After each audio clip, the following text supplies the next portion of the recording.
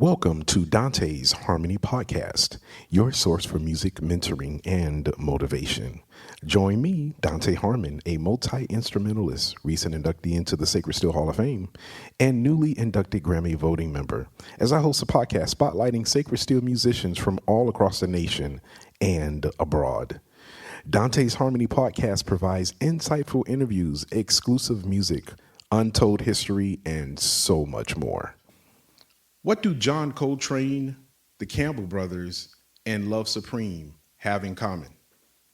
You're about to find out next on Dante's Harmony.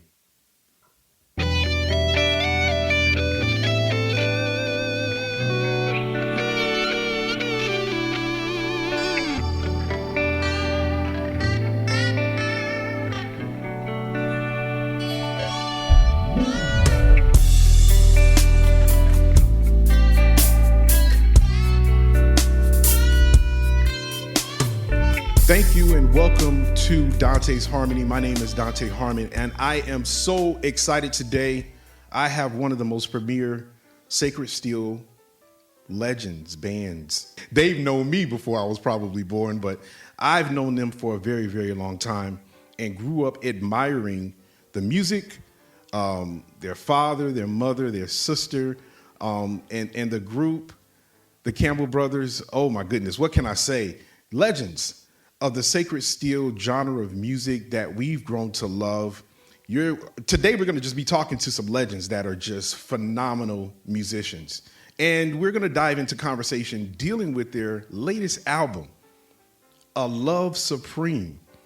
The Campbell Brothers presents John Coltrane's interpretation of A Love Supreme. I'm excited to dive into conversation about it. Be sure to subscribe to our Patreon page for exclusive video content of all podcasts. Like us on Instagram, and be sure to like and review us on iTunes. The links are located in the bio and description of this podcast. What can I say? Ladies and gentlemen, Phil Campbell, Chuck Campbell, the Campbell Brothers. How are you guys doing? It's great, Dante. Man, absolutely. That was the least I can do.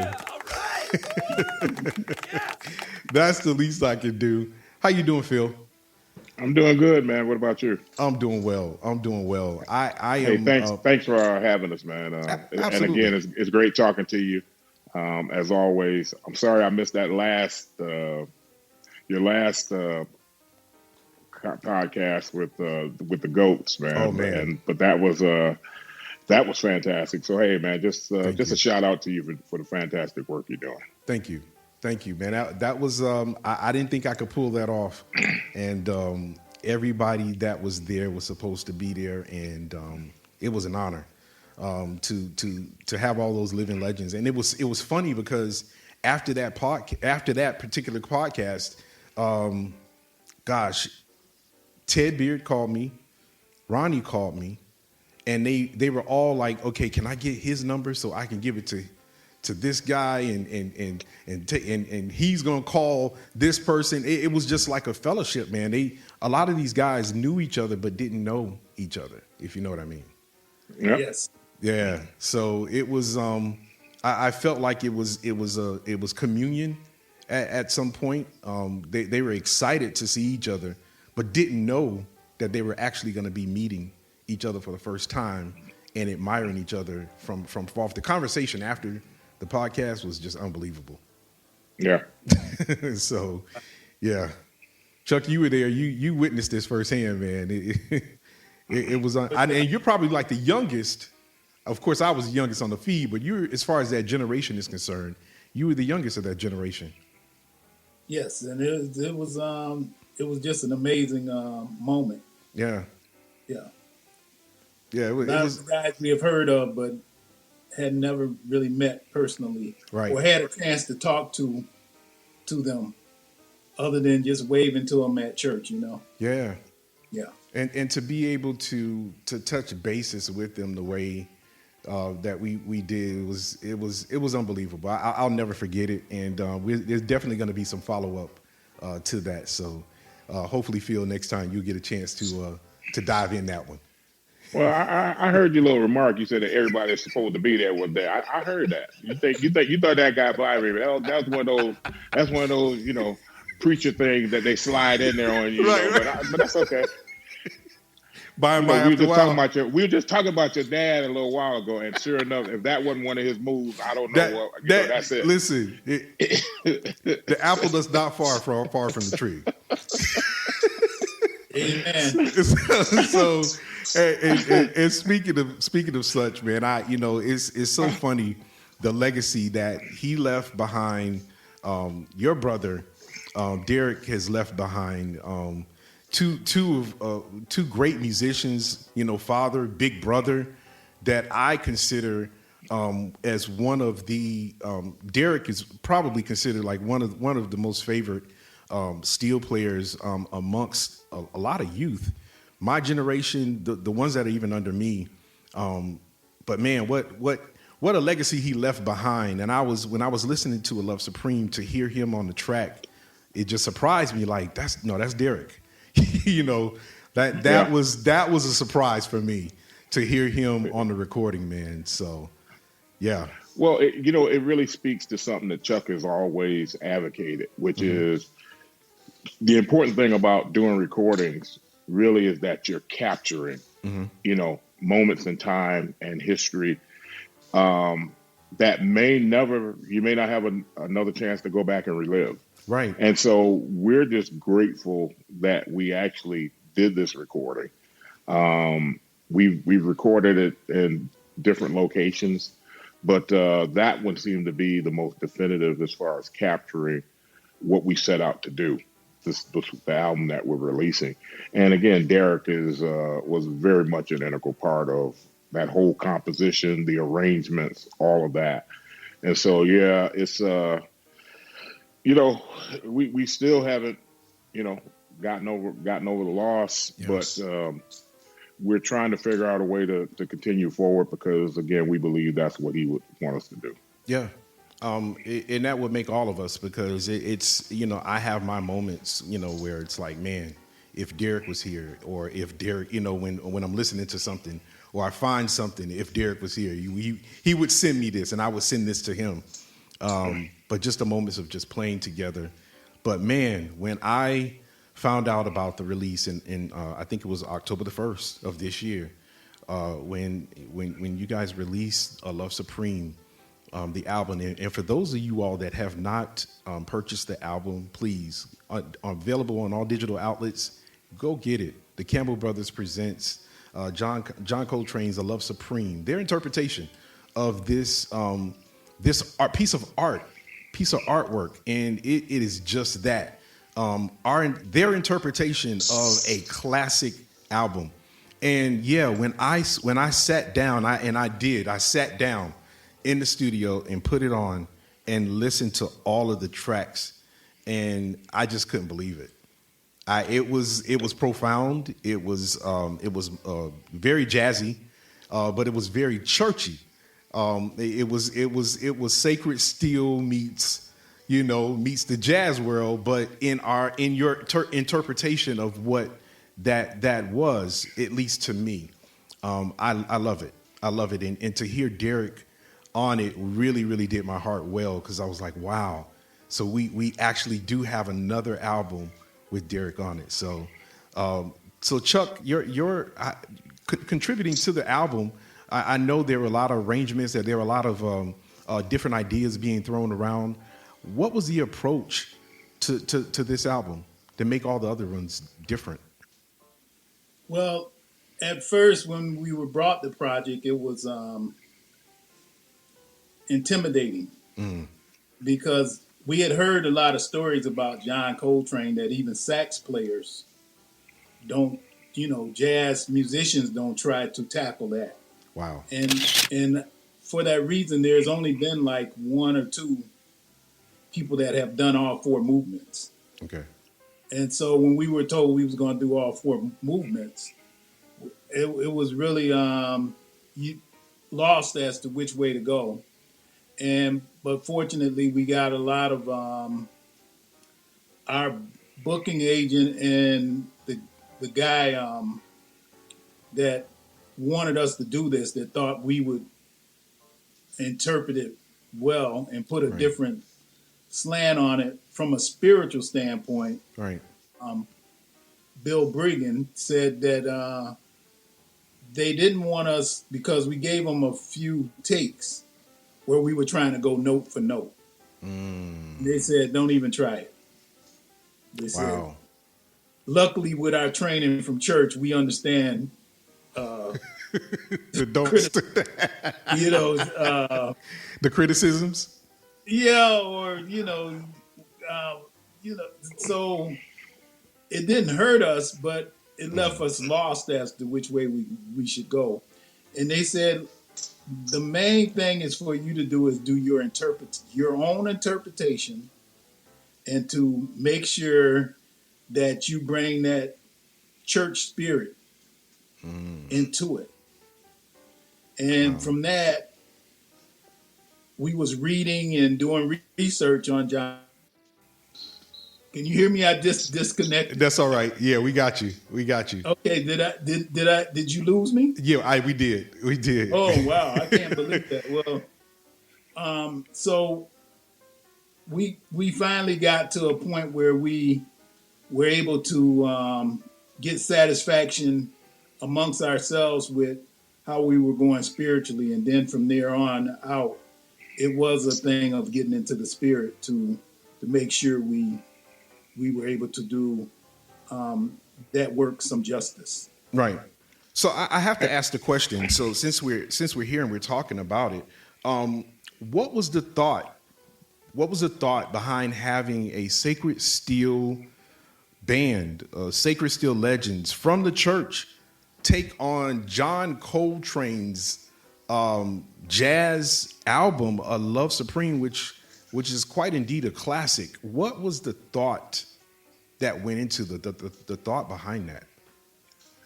So again, as Chuck mentioned, Bill Brigham is a presenter out of New York City who actually was conducting jazz tributes through programming that he had been doing in the early, since 2000s or so.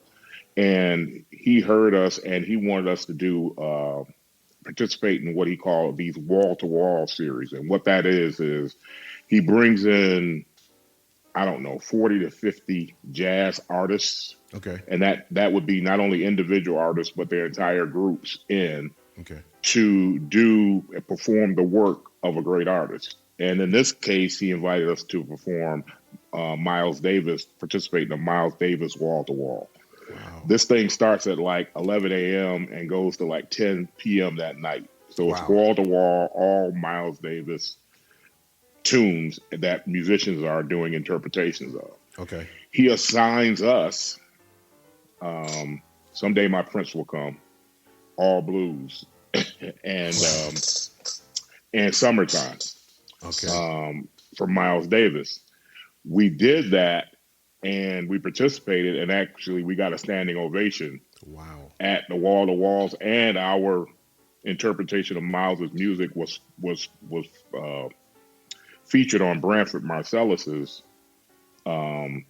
radio show that he was doing at the time, where he played highlights of the wall-to-wall series, and we made the cut for that. So that's where it started. So from that performance, then Bill Brigham started saying, wow, I wondered what you all would do with A Love Supreme. So now this is circa 2003, 2002, 2003. Wow. And fast forward, he is now the curator and presenter at the Lincoln Center. And so now he says, you know what? I now have the funding to actually go and make this happen. And so, which was kind of strange to us because, Wynton Marsalis is on the board of Lincoln Center outdoors, right?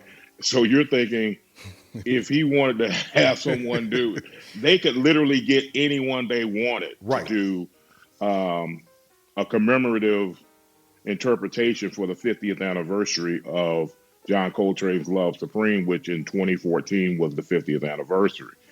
But he calls us and says, hey, you remember that idea? Here it is. Duke University then comes on, and they like the idea so much that they co-sponsor and co-commission with Lincoln Center Outdoors for us to go do it. And that was the genesis of us getting involved in the project. Wow. But as Chuck said, the whole caveat was you had to do all 4 movements. And that's where the real challenge came in. So for people who don't, I'm sorry to cut in, Phil. No, that's for people, good. For people who don't understand the 4 movements, you're talking about acknowledgement. You're talking about resolution, pursuance, and psalm. Yep, pursuance. Yeah. Yeah. So these were all the different movements in this particular interpretation that you guys delved into on Love Supreme on your album, and it's let me just tell you, listening to the original 1964 version and listening to what you all did, it's no wonder that you didn't get a standing ovation, and I hope it lasted for about 20 minutes. In some cases, it did. Yeah. I think people really appreciated when we finished what it took to bring that forward. Mm-hmm. And it was gratifying. I think one of the most gratifying things that occurred is that people actually were bringing their original vinyl albums of John Coltrane's "A Love Supreme" for us to sign at shows. And again, the fact that community would actually embrace what we did to the extent that they felt like we were worthy to be a part of that legacy and have us sign that album. I mean, that really was a huge confirmation and affirmation of the work that we had done. Wow. That speaks within itself. So I have to ask, even with doing that, there was, as I was doing my research, I saw the things that actually motivated Coltrane to do this recording, and how this movement of the recording set with his personal life. How can you relate what he went through to what you guys did as it relates to actually doing that? I mean, are there any comparisons? Is there some, what John Coltrane went through is what you guys went through? Well, what it is it's a spiritual awakening. So the first movement is acknowledgement, which is something you have to do before you even decide to get saved. Wow. And then it says resolution. You resolve within yourself that, you know what, I know I need to be saved, but I'm gonna go ahead and do it. Right. I'm gonna go. So you make a resolution that I'm gonna go ahead on and try to do it. And of course, when you start, then you got to pursue it. I mean, right. And basically that meant Terry service. Yeah, talk about it. That meant fasting and that's praying where we went. trying to beat something, which we understand that Coltrane had to beat, demons of dependency on different from substance abuse, that and things of that nature. And, no matter what you got to overcome to get saved, you got to pursue it. And then once you do that, once you get, claimed, right. within your soul, because they always ask you, you the one have to know. Right. And at that point, once you know it, that's song. That's it. and at that point, you are that's the happiest you ever would be, and that's when you recognize there is a such thing as a love supreme. Yeah. And so that's where we related what he went through with this work. And by the way, all the musicians on that album, his father was his grandfather, we was told, was a Pentecostal minister. The piano player from Detroit was from the church. McCoy Tyner? Yes, Okay. at first, and so they had maybe a similar background, Wow. and you'd be shocked at the number of people out there that are really professionals that come. Well, you're not shocked, but you know they come from a background similar to us, and it's really a fun time when you get into those conversations and you find out we aren't as bad as we thought we were, as or as we're not as unique as we thought we were. Yeah. Well, let's just put it out there. We get criticized first of all for going out and playing the devil's music, and and it's the cliches, the things that are said sometimes really don't make sense in the scheme of things. We're called to be light to darkness. You know, we're called to go out in those places that don't have light. That I think that's just it. We're to be the reflection where it needs to be. You know, it's hard to light up a place that's already lit. You know. Well, yeah, and I think again, this takes us all the way back even to something that we had to resolve and come to some conclusion, even as the Campbell brothers, right? Yeah. When we were first going out and performing outside the church. Mm-hmm. And so we said, all right, we're going to try and do this the easy way. We can do a theater. We can do a concert hall. Mm-hmm. We're not going to do bars. Mm. All right. Because now we've gone too far. We're going into the devil's den, so on and so on. We get a call from a gentleman in Boston who says, hey, I want you to come and play my bar. And we said, no, we don't do bars. We're not going to do that because, you know, we're religious. And the owner of the bar said, listen, if anyone needs to hear your music, it is these people. Hello. And he said, I don't want you to change anything. I don't want you to do a crossover set or anything like that. I want you to do that exact same church-based music that you do. And I want you to bring it to this bar because these are the people that actually need it. Wow. Yeah. And that's Wow. what turned us around and said, you know what? We're going. Yeah.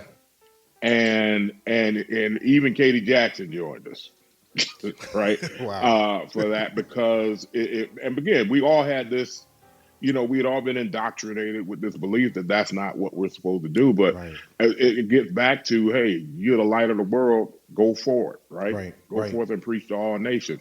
And we're not preaching in the traditional sense, but yet we're bringing that message of hope, redemption, love, all those things that's embodied in our music. And invariably, the sad thing is, a lot of people say, I go to Campbell Brothers concerts because I can get church without the politics and the Wow. aggravation.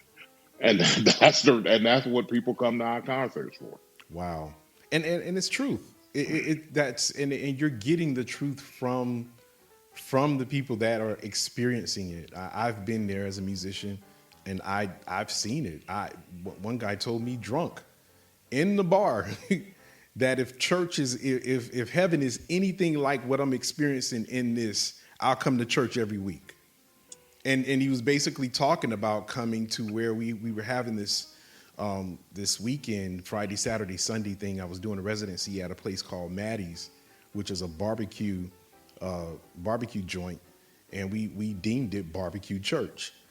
And literally, we have barbecue. And you put it on. church. You put it on fire. I put it on fire. Now that's a fire. Right? Now that's a fire right there. Roll them on over. Roll them. But and the reality was to hear it from that guy in that moment was humbling. It was a wake up call. And if he could say that and pull me to the side, I mean, he was very intentional. He said what he said and he meant what he said, and he came back week after week because he wanted some more. And it's funny. The same way I met Colonel Bruce Hampton. Mm-hmm. He came to that spot where I was doing I didn't know who he was to later on play with him, up until the point of his death. But again, we just never know. You don't know. You don't know. So I'm glad you're saying that, because a lot of church people, a lot of religious people are going to listen to or look at the cover of your CD or look at the cover and the title of your CD and they're immediately, going to spark John Coltrane. Isn't he a jazz? And to understand or to get the meaning behind why and what the relevance was, I think is very important. Well, and again, if you, you know how it's funny how church people have these sayings, right? Right. And yet they don't adhere to them.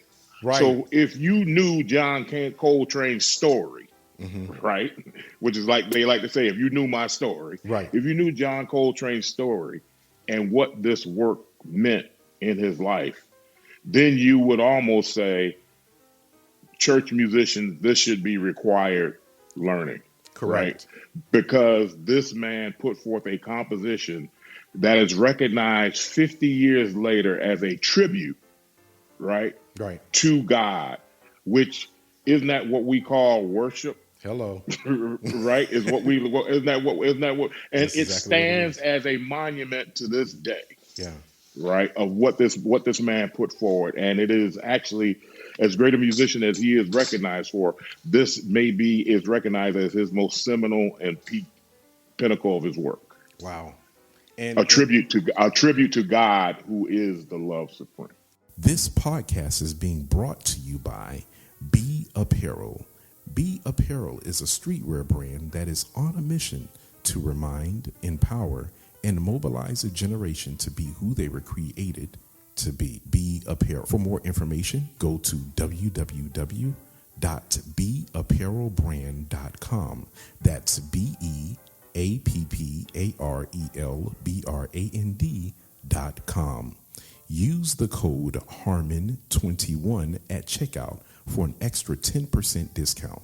Again, that's HARMON21 at checkout for an extra 10% discount. Right. And thank you for that segment, because that's where I was actually going to go. How can we talk about love without talking about God? I mean, no matter who you are, I tell people this, and I say it, and when I say it, I remember being at a church and they were doing a workshop about R&B music and love music, and I made a statement. I said, we're having the wrong debate. I said, if we read the Bible, I said the Song of Solomon is more explicit than an R&B song, if truth be told. Okay, that's number one. Number two is, if we're really true to what we're really trying to convey and say, it's hard. If you listen to a lot of these love songs, it's really reverent. It's hard to talk about love without talking about God.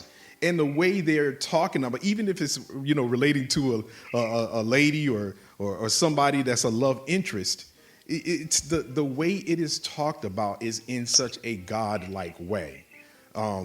It's just difficult to play, to sing, to talk, or have any conversation about the word love and you not include God in it. What is your take on that?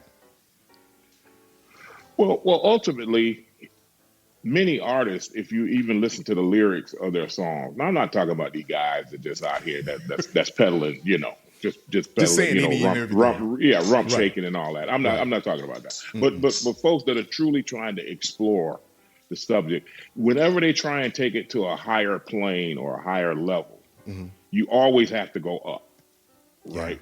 And eventually, if you keep going up, eventually you're going to get to God. There's no other place to go. Yeah. When it's all said and done, because God is love, right? Yeah. That's the scripture. I think one thing that is that we found out mostly all people in the church, even the ones that are really conservative and the strictest, actually know a lot of R&B love songs, the hits. They know them word for word. Because they'll tell you if you're not playing it right. It's the truth, Chuck. And I think one thing that we've learned, and we learned it the hard way, is don't get upset with the organization Right. for their stance. That's not individuals. Right. Most of the individuals can be either way, long as it's not causing them any trouble. Right.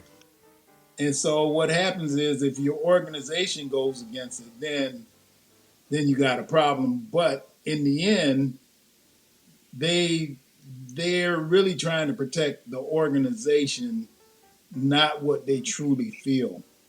Right. Because they don't want it all out that everybody can play whatever, because next thing you know, people be in church trying to play a Love Supreme.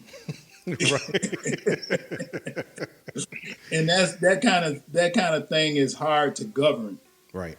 And so we have to always remember that the church is an organization that they have to govern many thoughts and many people, their ways in order for the organization to prosper. Right. So in other words, what Chuck is saying is, somebody gonna take it too far. Right. And so in order to prevent that, you have to err on the side of caution, unfortunately. Yeah. But back to his point, there are people who can discern. Yeah. And that's the saving grace. It is. And so in that regard, when you're able to again have real conversations with people, and that's what it always comes back to, right? When we and reason together, that's when we can actually find a place where we can continue to work together and exist and continue forward. Yeah. Yeah. And by the way, maybe since you're a minister of music and you've been everywhere, done everything. Not like slept with the president. Is there any place in the Bible? I don't care what version you use, where God labels music, where He says it's R&B, or no, He says it's Christian, or He says it's rock. That's all us. That's all us. And I think just a that's thought. And I'm glad you said that, because that's where I win in the conversation. We don't even. I don't think we even realize that those are just different styles of music. It's the country is a style. The R&B is a style. It's a style, and it's none of that was. Well, I think where we really ran into it was Sacred Steel when we first started performing outside the church, and people said, well, especially when we started traveling abroad, people saying that's the greatest blues I have ever heard, because that's what they could relate it to. Right.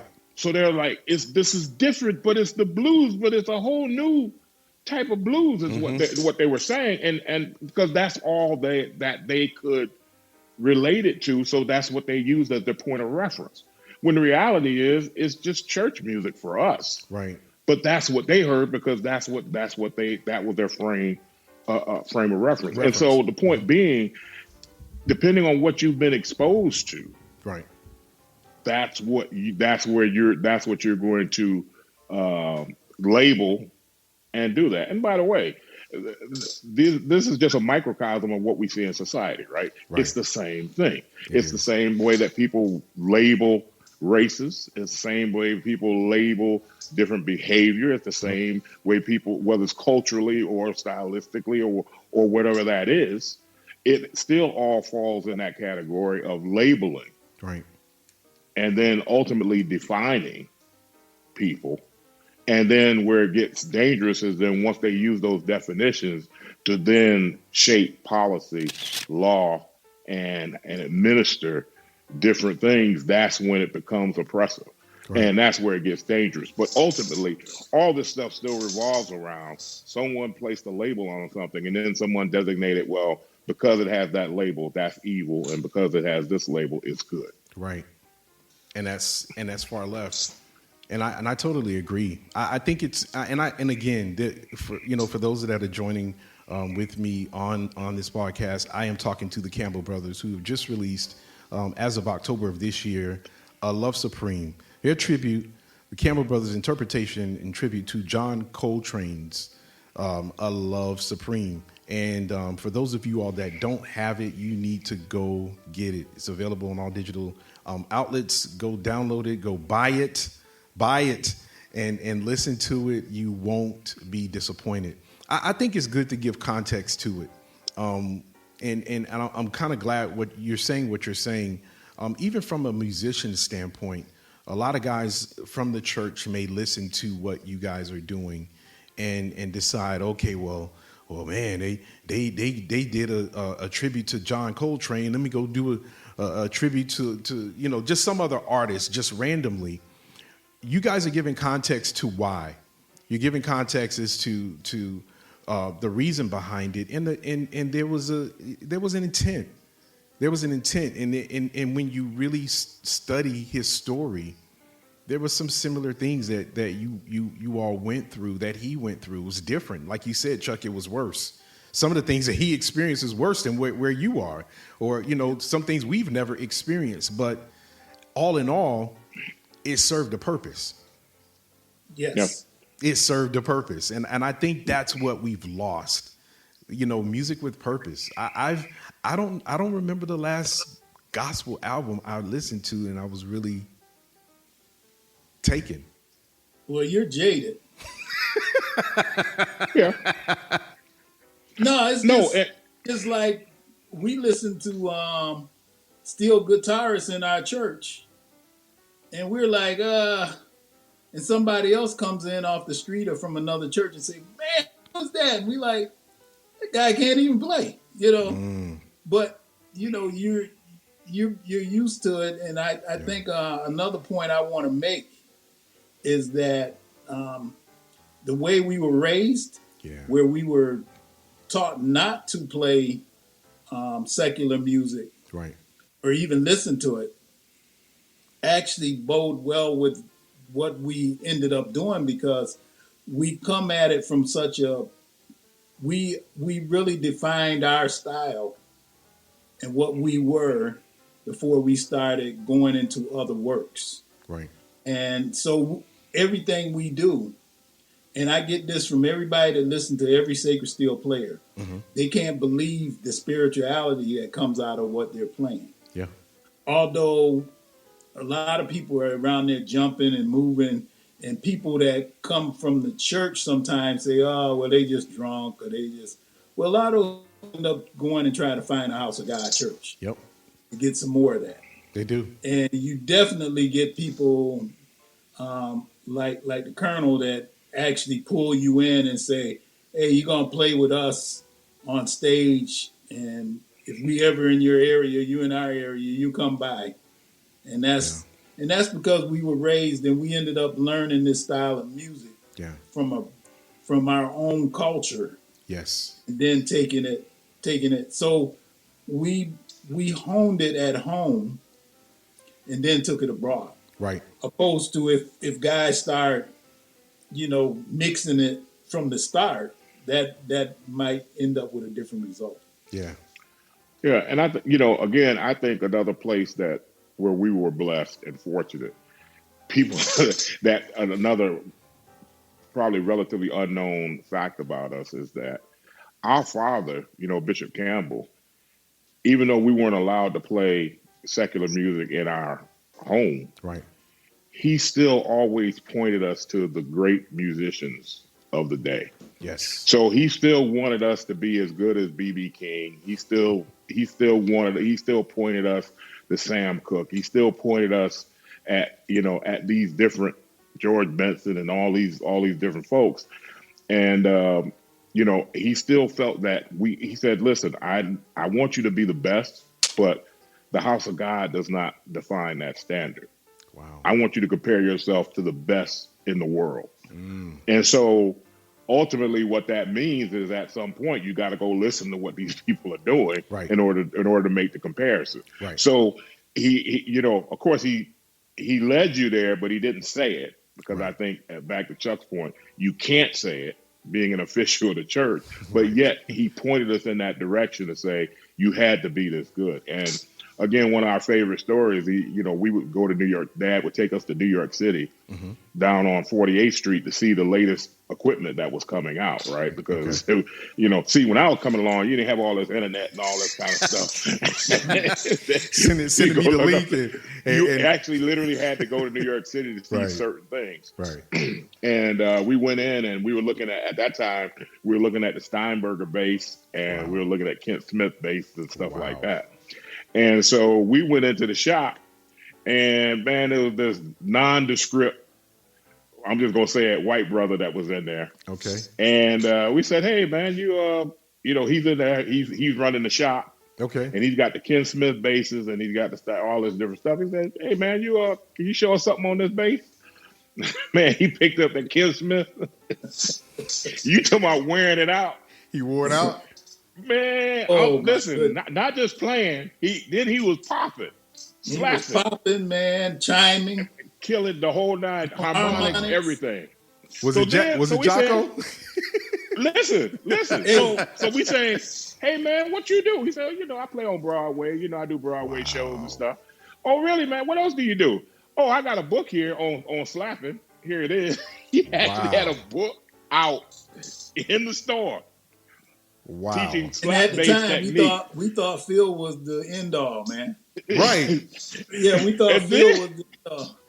And then he proceeded to play a portrait of Tracy, Jocko. Right. And he said he had done that. He had to transcribe it as a part of his graduate assignment. Wow. So he taught me right on the spot, portrait of Tracy. Wow. Harmonics, the whole nine. When Phil tells you that our father was had us look up to musicians outside the church.